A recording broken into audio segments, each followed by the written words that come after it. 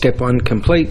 The spring hanger brackets are off and the shock mounts are off. As you can see, nice and smooth down the side of the chassis there. All I've got to do is clean up the old mounting spots, because that one there is where the 4-link bracket is getting bolted to, so definitely need to clean that up. And I've just mocked up the chassis C Notch plates just to see how they're going to look. They're not exactly perfect, but they're pretty close, but just wanted to see what I was working with. So next step is start cleaning up the chassis.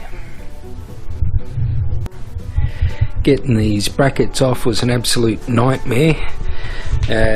Unfortunately, there is no easy way of getting these out. These are fairly solid rivets going all the way through the brackets and through the chassis.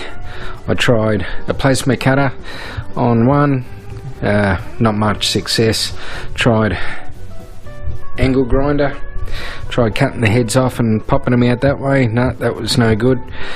So I had to do it the hard way by drilling each rivet 3 separate times, stepping up from a small drill bit to larger drill bits to actually get the rivets out. So if you're planning on doing something like this, you're gonna have a bit of a hard time.